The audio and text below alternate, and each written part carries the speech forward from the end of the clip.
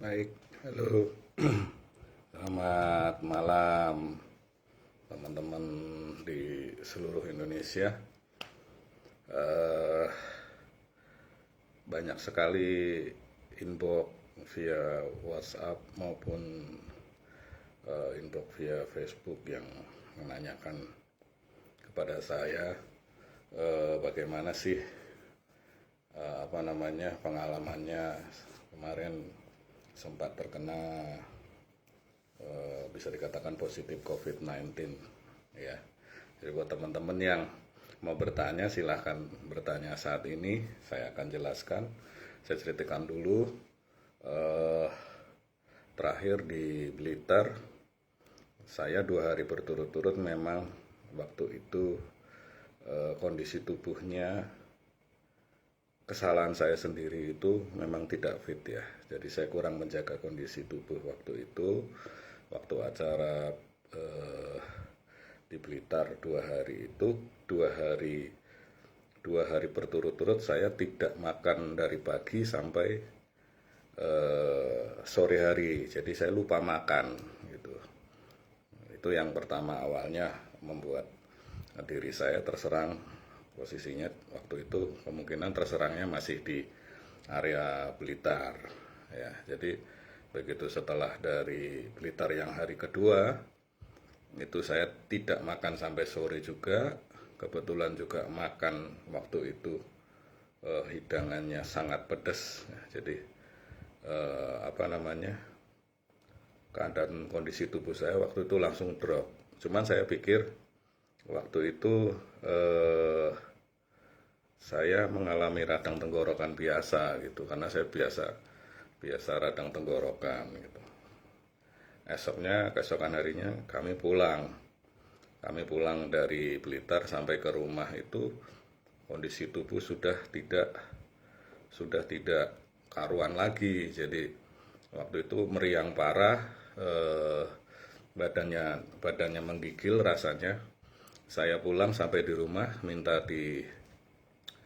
kalau bahasa Jawanya minta dikerokin sama istri, tidur semalaman itu.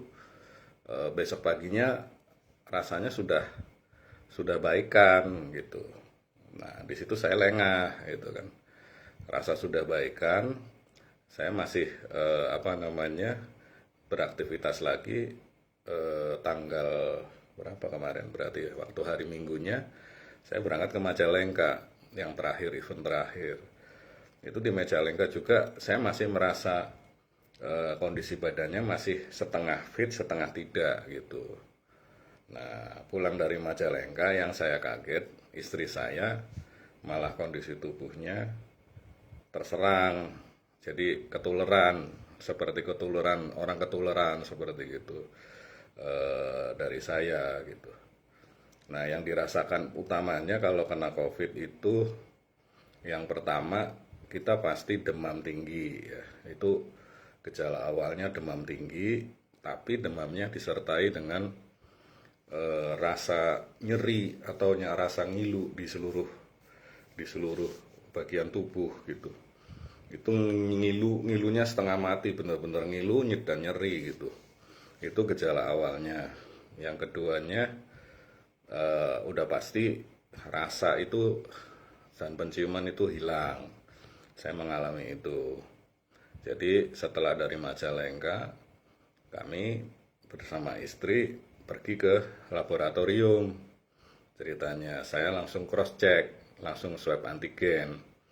Ternyata saya dengan istri dinyatakan positif, sedangkan anak saya yang kecil negatif. Waktu itu kami bertiga langsung swab antigen, karena rasanya sudah sama waktu itu, benar-benar demam tinggi, demamnya tidak menentu gitu, jadi naik turun,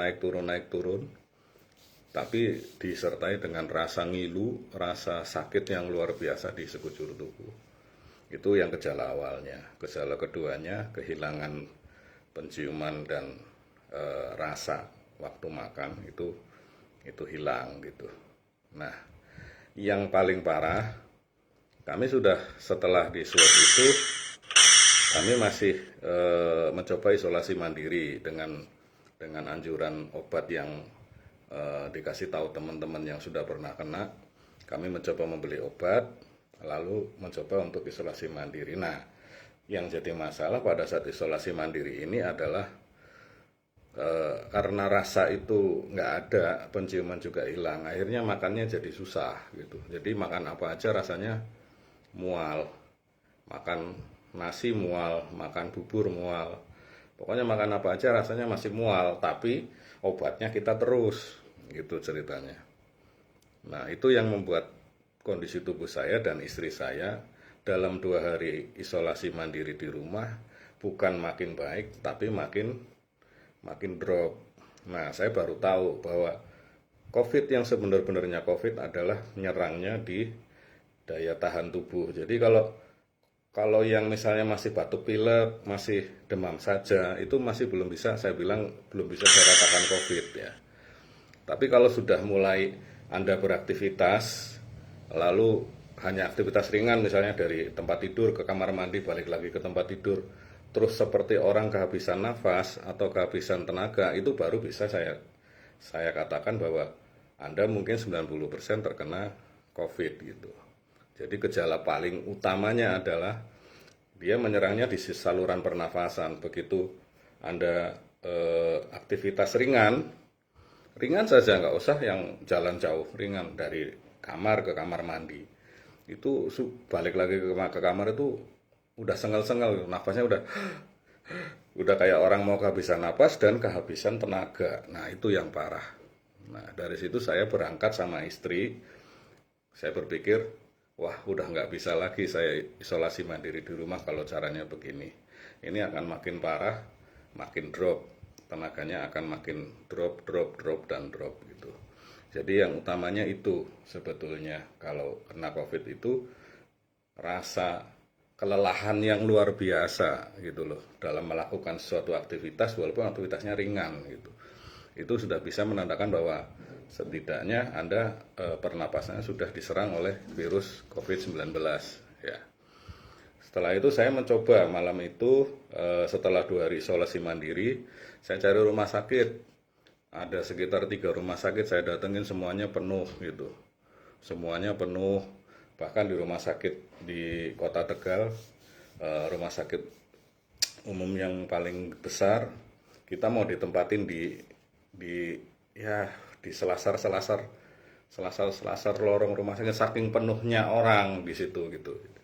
Saya padahal cuman pengennya tuh paling tidak kami mendapatkan pertolongan pertama, karena kondisi tubuhnya sudah benar-benar drop, sudah benar-benar lemes. Saya dan istri benar-benar sudah kehilangan tenaga, sama sekali nggak ada tenaga gitu. Jadi pengennya kami cuman kalau bisa segera diinfus gitu. Tapi mencari rumah sakitnya itu luar biasa. Waduh, saya nggak ngira juga bahwa sampai akan mengalami hal yang seperti itu, bahwa yang dikatakan di TV-TV rumah sakit penuh itu memang nggak main-main, memang nggak bohong gitu. Jadi akhirnya saya dapat pertolongan dari Pak Haji Bambang di Tegal sini, karena istrinya tenaga kesehatan. Saya dicarikan tempat di rumah sakit umum di daerah kabupaten, di Surodadi tepatnya. Akhirnya saya pergi sama istri, berdua aja itu, saya sama istri, saya nyupir sendiri, istri di sebelah saya udah nggak karuan lah, udah hampir pingsan gitu. Dua-duanya udah hampir pingsan, tapi kita kuat-kuat, kita coba pergi ke Surodadi waktu itu. Jam 8 malam sampai di rumah sakit Surodadi, di IGD, itu saya langsung ditangani. Jadi saya sama istri langsung ditangani, alhamdulillah masih ada bed untuk bisa kita tidurin, tunggu dulu di IGD. Nah, di situ. Jadi waktu itu langsung ditangani, masuk infus dua-duanya, lalu masuk antibiotik yang bentuknya cairan itu, baru kondisi tubuhnya agak lumayan gitu. Alhamdulillah malam itu juga kami mendapatkan ruangan isolasi. Jadi di rumah sakit sebenarnya udah disediain, ada 2 macam. Di rumah sakit Surodadi sendiri ada 2 macam ruangan ya. Jadi tergantung dari saturasi oksigennya jenengan. Misalnya Kalau saya dan istri masih termasuk kategori serangan COVID-nya masih sedengan. Karena apa? Karena saturasi oksigen saya itu masih di atas angka 90. Jadi kalau saturasi oksigennya masih di atas angka 90, itu masih bisa dikatakan bahwa COVID ini masih kelas menengah. Ya. Tapi kalau saturasi oksigennya sudah di bawah 90, itu yang bahaya gitu. Jadi di rumah sakit pun sudah ada pembedaan. Yang di bawah 90 itu dikategorikan parah. Itu rata-rata tidak tertolong, rata-rata. Karena saya dengar sendiri, saya lihat sendiri ya. Ada dua ruangan berbeda, namanya satu ruang Baruna, yang ruang saya namanya ruang Malahayati. Kami ditempatkan di Malahayati, yang orang-orang yang parah itu ditempatkan di Baruna. Nah, di Baruna itu rata-rata setiap harinya 4-5 orang meninggal. Itu nggak bohong. Itu yang kadar saturasi oksigennya sudah di bawah 90. Ya. Kalau kami masih 90 ke atas, masih 92, 93, tapi masih di bawah standar. Jadi kalau orang yang sehat itu harusnya kadar saturasi oksigennya itu di atas 95, antara 95 sampai dengan 100 itu baru bisa dikatakan agak normal gitu. Yang normal itu 99 sampai 100 gitu. Nah, saya masuk itu saturasinya 92, istri juga sama 92 waktu itu. Nah, malam itu setelah dikasih obat, masuk infus, masuk antibiotik segala macam, saya nggak tahu apa itu. Malam itu alhamdulillah kami ternyata ada kamar yang kosong. Akhirnya kami berdua masuk ke kamar perawatan di Malahayati itu. Satu kamar itu isinya 6 orang ya, saking penuhnya tuh. Kamarnya cuman ada A sampai F, A, B, C, D, E, F kali 6 orang jatahnya, berarti berapa? 1, 2, 3, 4, 5, 6 6 kali 6, 36 orang. Lah kalau lebih gimana? Kalau lebih ya suruh nunggu dari yang di dalam kamar itu ada yang pulang. Jadi alhamdulillah malam itu saya dapat kamar dua bed untuk saya dan istri. Nah, dari situ mulai kita tahu bahwa penyakit COVID ini rata-rata gejalanya sama. Jadi mereka semua rata-rata kehabisan napas. Jadi kehabisan napas itu bukan waktu napas terus sengel-sengel enggak, tapi kalau beraktivitas langsung drop, beraktivitas drop gitu. Jadi itu tanda utamanya. Kalau masih batuk pilek biasa, masih bisa beraktivitas tanpa kehabisan napas, saya bilang itu belum COVID. Walaupun mungkin Anda di swab atau PCR positif, tapi belum bisa dikatakan COVID. Kalau yang dikatakan COVID itu benar-benar akan kehabisan napas. Jadi yang utamanya seperti itu. Kalau beraktivitas ringan saja, pasti ngos-ngosan gitu. Itu nomor satu. Yang kedua, biasanya untuk tarik nafas panjang nggak bisa. Jadi saya waktu masuk, untuk narik nafas panjang misalnya seperti ini, itu nggak bisa gitu. Itu apa namanya, langsung batuk biasanya baru langsung dia akan langsung batuk gitu. Langsung batuk. Jadi perasaannya di dalam itu paru-parunya kayak nyempit gitu. Itu yang utamanya sekali, gejala yang berhubungan dengan COVID-19. Jadi hati-hati sekali kalau Anda sudah merasa kehabisan napas pada saat beraktivitas ataupun setelah Anda demam terus kok tiba-tiba badan Anda rasanya drop, itu berarti kemungkinan besar Anda sudah terserang paru-parunya oleh COVID-19 ya.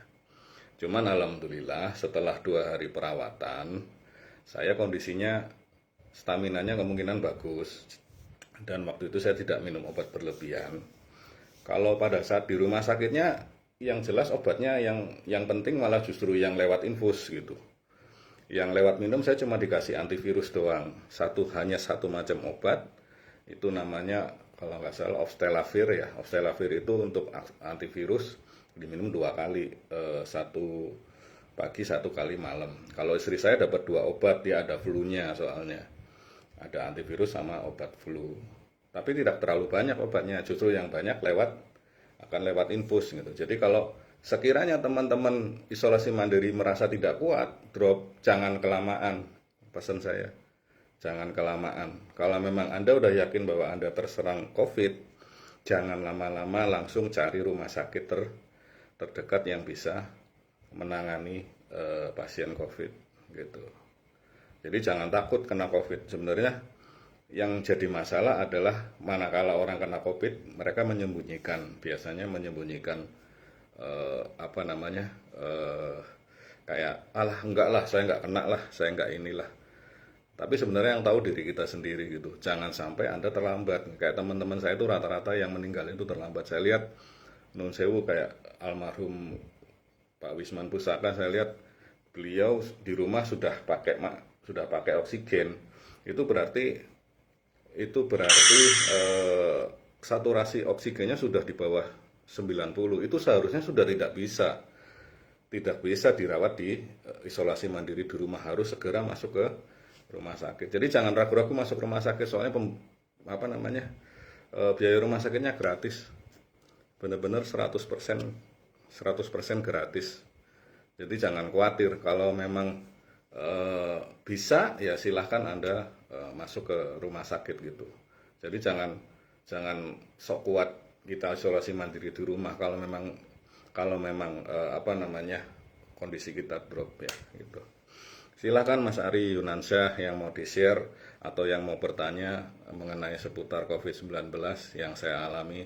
Jadi saya bagi pengalaman malam ini supaya teman-teman, saya capek dari tadi balesin ngetik ngejawabin, oh Mas yang ini begini gimana. Banyak teman-teman yang tadi bilang udah kena flu segala macam ini itu. Tapi yang penting yang jelas adalah kalau Anda sudah mulai beraktivitas dan kehabisan napas, itu namanya Anda sudah mulai bisa dikatakan terjangkit COVID-19 gitu. Saya tidak lama di rumah sakit, hanya sekitar 3 hari, itu kondisinya berangsur-angsur normal. Jadi tadinya ambekannya nafasnya pendek ya, berarti langsung batuk. Besoknya sudah agak bisa sedikit napas panjang, baru batuk gitu. Nah sekarang benar-benar sudah nggak batuk, jadi udah nggak ada rasa sesek. Jadi sekarang saya praktekin ini, itu nggak ada rasa sakit ataupun rasa sesek. Tapi kalau kayak kemarin pas kena itu pasti langsung batuk, langsung langsung begitu. Nggak mungkin bisa panjang gitu napasnya gitu.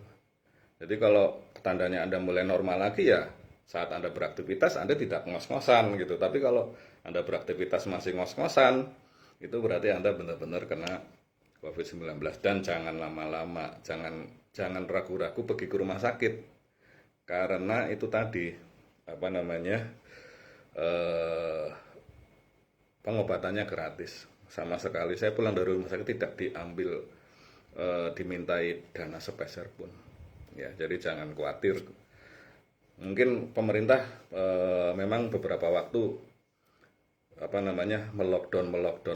Kenapa sebenarnya? Soalnya itu tadi saya bilang kapasitas rumah sakitnya nggak mencukupi. Coba bayangin, yang untuk kelas sedang aja, kelas penyakit yang sedang itu cuma 36 jatah bednya. Satu kamar ada 6 bed. Ada cuma 6 kamar gitu. Itu pun kamarnya darurat, jadi gedung belum jadi tapi sudah dibuat untuk merawat teman-teman yang sakit gitu. Dan jangan main-main, usianya bukan hanya orang tua, yang dari anak masih muda pun umur 30, 20 banyak yang kena kemarin gitu. Jadi gejala utama awalnya yaitu kalau Anda beraktivitas tiba-tiba ibaratnya kehilangan tenaga seperti orang mau pingsan, nah itu udah 70-80% Anda diserang oleh COVID-19 ya. Jadi saya masuk itu 2 kali ronsen ya. Ini yang ronsen yang pertama waktu masuk malam itu, ini yang pertama waktu masuk tanggal 1 Juli. Ini saya di ronsen lagi tanggal 5 Juli ya. Hasilnya sudah jauh berbeda. Kalau yang ini banyak bintik-bintik putihnya di paru-paru, yang ini sudah bersih, sudah agak bersih gitu. Memang saya masih harus minum obat, tapi kondisi tubuh saya sudah benar-benar kembali seperti semula. Hanya saja paling ya geliang-geliang dikit karena masih ada pengaruh obat gitu. Saya masih dikasih obat jalan sekitar untuk 3 hari ke depan gitu. Jadi buat teman-teman hati-hati sekali ya.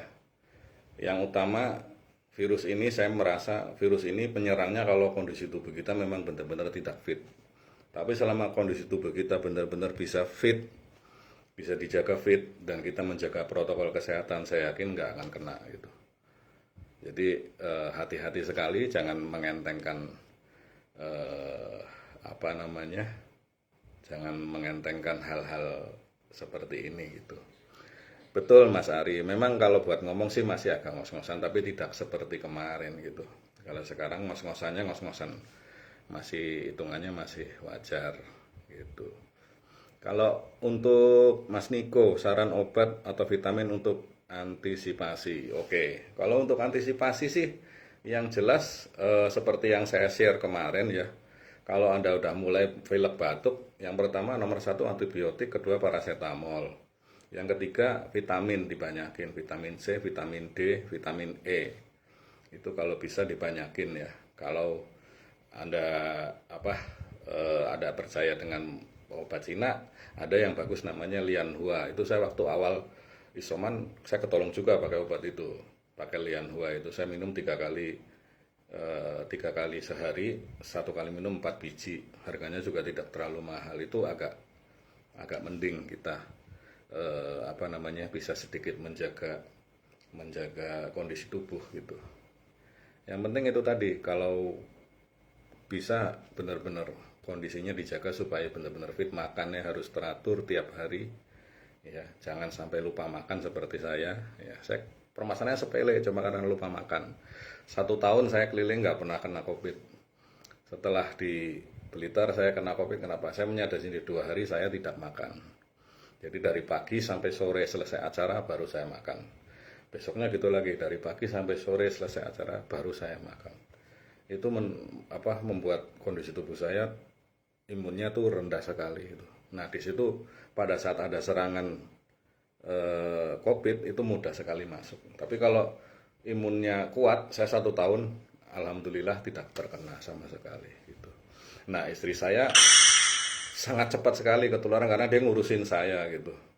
Dia ngurusin saya, begitu habis ngerokin segala macam, besoknya dia langsung kena juga gitu. Jadi nggak ada pertahanannya gitu waktu itu. Karena kita kan suami istri kan, ya nggak mungkin suami istri. Pikir saya waktu itu kan nggak pakai masker. Ya namanya di rumah kita nggak pakai masker gitu. Jadi antisipasi itu tadi kondisi tubuh dijaga supaya fit ya. Kalau sudah terkena ya jangan berpikiran negatif.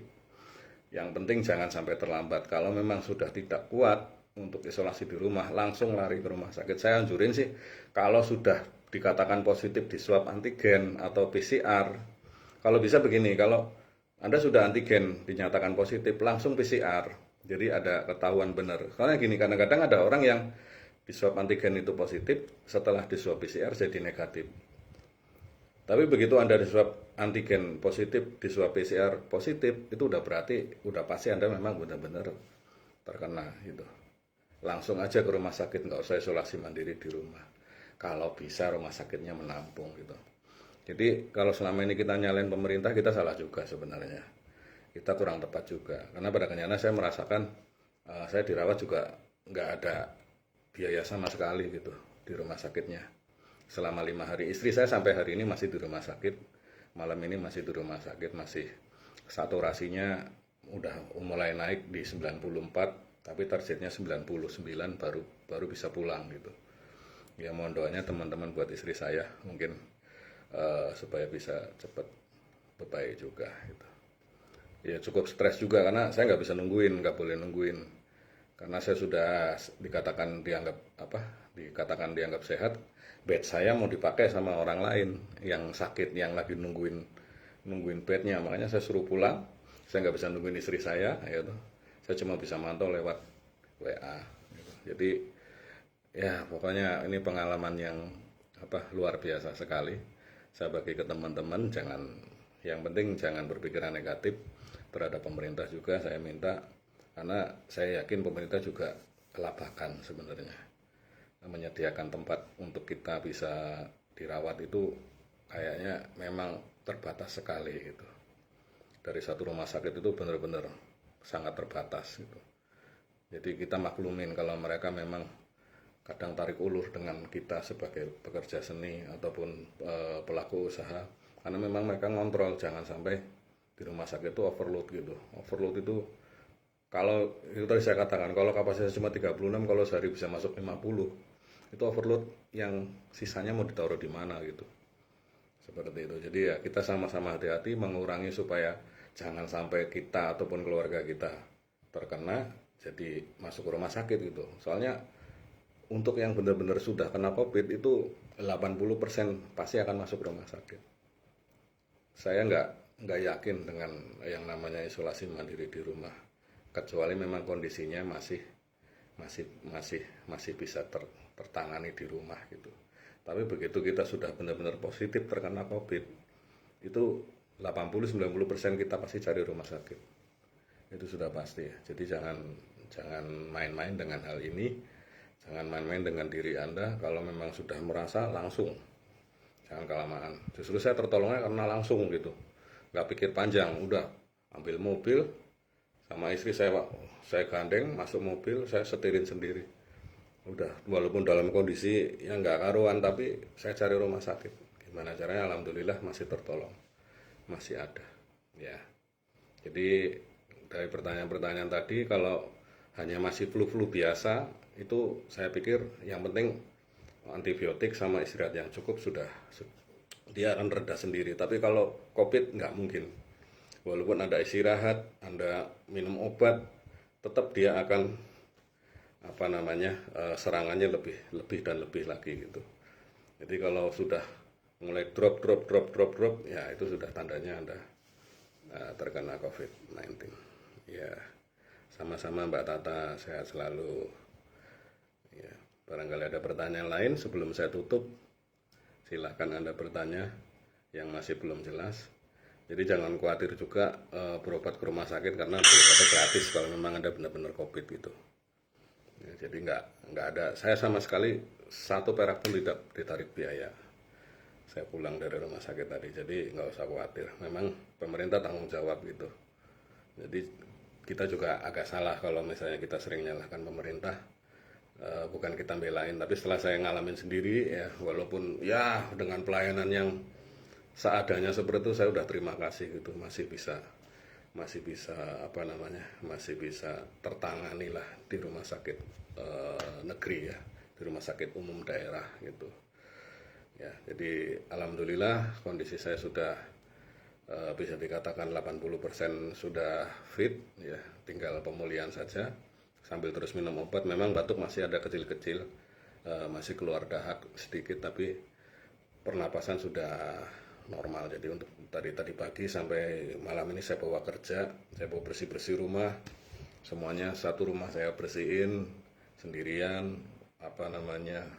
spray segala macam, pakaian kotor semuanya saya bersihkan, semuanya saya keluarkan, lalu saya semprot desinfektan seperti ini dengan ini. Nah, ini saya beli ini untuk mendesinfektan rumah ya. Jadi benar-benar supaya virus di dalam rumah juga hilang gitu. Kalau nama obatnya yang jelas nomor 1 antibiotik ya. Antibiotik itu banyak, ada amoxan, ada azitromisin, pokoknya bentuknya antibiotik. Kalau yang nomor 2 antivirus, antivirusnya oseltamivir atau pokoknya bilang aja antivirus lah, antivirus fulvalivir kalau nggak salah. Itu antivirus. Terus vitamin C yang 1000 mg, vitamin D3 yang 1000 mg, lalu vitamin E, itu yang penting. Terus kalau demam yang jelas paracetamol disiapin gitu. Jadi itu tadi yang penting, antibiotik, antivirus, paracetamol, itu yang 3 ini yang harus disiapin dulu gitu.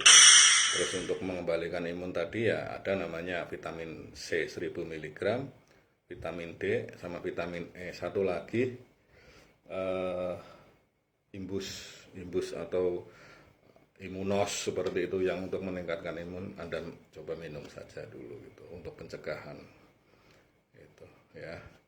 Jadi pokoknya jangan takut lah kena COVID. Yang penting pikiran kita positif, bisa sembuh ya. Kita harus benar-benar tahu apa namanya kondisi tubuh kita, benar-benar harus bisa ngukur, jangan sampai terlambat masuk ke rumah sakit. Saya tahu deh, saya jadi tahu gitu kenapa teman-teman yang ini banyak yang meninggal terlambat karena kena COVID gitu, kok sampai meninggal itu karena semuanya ditahan-tahan gitu. Jadi wah, saya masih bisa, saya masih kuat, saya masih bisa isolasi di rumah. Jangan gitu, jangan berpikiran seperti kalau memang udah benar-benar fix 100% kena COVID langsung lari ke rumah sakit. Toh pengobatannya gratis gitu. Jadi tidak ditarik biaya. Jadi jangan khawatir daripada Anda kehabisan kamar nantinya gitu loh. Tapi ya yang terbaik adalah mencegah dulu sebelum Anda terkena. Tapi kalau terkena tadi saya sudah sampaikan penanganan awalnya ya antibiotik, antivirus dan apa namanya vitaminnya di nomor satukan ya. Yang paling penting itu asupan makan. Kalau Anda masih bisa makan, masih mau makan, itu masih cepat pengobatannya. Tapi kalau sudah tidak bisa makan seperti saya dan istri, ya mau nggak mau harus diinfus itu. Yang menolong saya sama istri adalah infus sebenarnya. Jadi infusnya memang harus masuk dulu gitu untuk menjaga stabilitas tubuh. Ya, jadi COVID itu memang ada, nggak main-main. Ya, saya sudah mengalami, saya sudah merasakan. Tapi juga COVID itu bisa disembuhkan dengan penanganan yang tepat. Jadi jangan khawatir kena COVID. Kalau bisa kita menghindari, kalau nggak bisa kita lawan. Tapi ya harus benar-benar kita mengerti, benar-benar ngerti kondisi tubuh kita, harus benar-benar kita bisa ngukur. Jadi jangan sampai kelewatan, intinya seperti itu aja. Baik, ada pertanyaan lagi mungkin? Kalau nggak ada pertanyaan, mungkin dari saya itu saja. Mohon doanya masih untuk teman-teman juga yang beberapa teman juga ada yang kena seperti Mas Ivan Vindai, juga masih isolasi mandiri. Dan teman-teman yang lain yang tadi inbox saya juga sudah mulai ada gejala ini, gejala itu. Tapi ya jangan khawatir gitu caranya. Supaya saya membuat video ini supaya teman-teman jangan sampai terlambat gitu. Kalau terkena COVID jangan kelamaan, kalau bisa langsung aja isolasinya di rumah sakit, jangan